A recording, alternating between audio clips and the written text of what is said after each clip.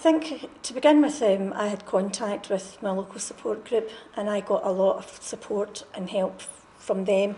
Just the fact that you're speaking to somebody else who has went through the same things as you're going through, you're realising how they're coping with it and getting on with their lives, so that gives you the confidence to do the same. We had a pilot project over on the island of Bute where we used telehealth care home monitoring to support people with respiratory conditions, and we had a few really good stories, but we had one gentleman in particular who shared a story with us very freely.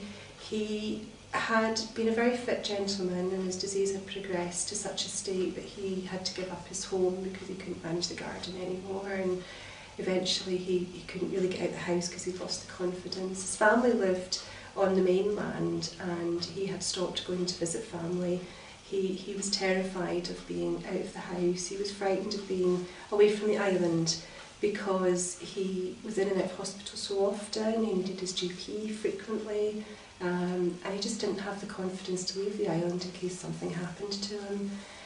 We installed a telehealth monitor into him, and he was quite excited about it at first, but I think, as everybody was, not sure how that really was going to help him self-manage, but it went in to manage his condition.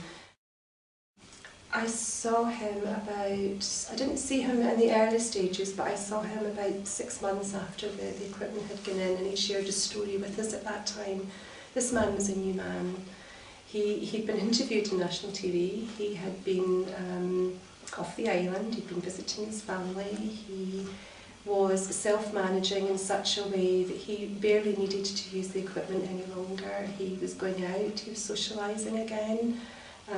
He was managing his condition. He had had reduced his visits to GP practice. He hadn't been admitted within that 6-month period, which was very unusual for him. He was a different gentleman. He was a much more settled, happy man. And I met him again about 4 months later, and he'd just come back from a cruise. So not only had he managed to leave the island, he'd actually managed to leave the country. And that was a real success story. The health pod, as we call it, takes you through a series of questions on a daily basis.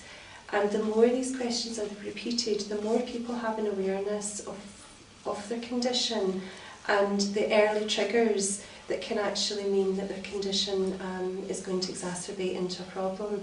So he was actually starting to recognise some of the triggers before he was actually putting the information into the pod, and he was no longer really needing to use the pod at all. So a great success story, and just shows that how a small piece of equipment could actually support somebody to self-manage.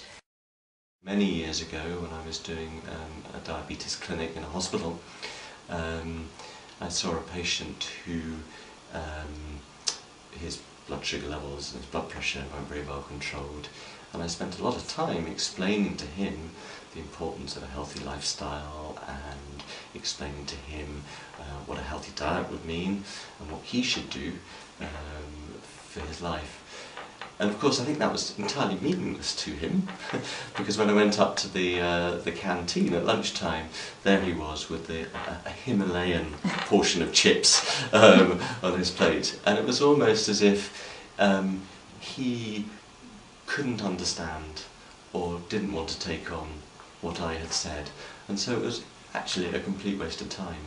And the time would have been much better spent if I had listened to him to find out what was important in his life, and then we would have had a much more meaningful discussion about what he could do to improve his life. And you can only do that really through listening to patients.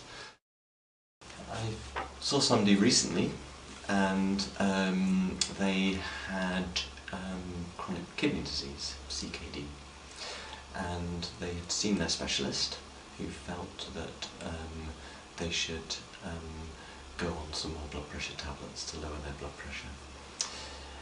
And the patient came back to see me a few weeks ago and said, oh, I didn't take the tablets, I didn't really want to take them.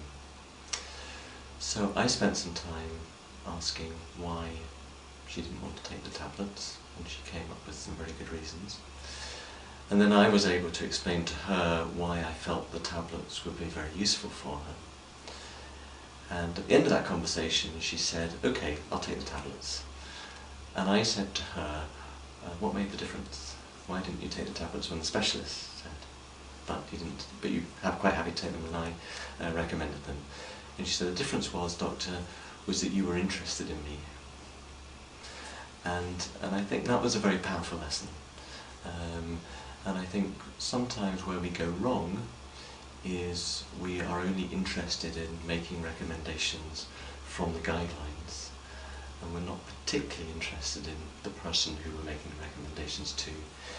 And so if I was wanting colleagues to do more, I think a key message would be to show a great interest in the person that you have in front of you, and then you'll find that they will be empowered and more able to stick to treatments. So it's, again, a win-win.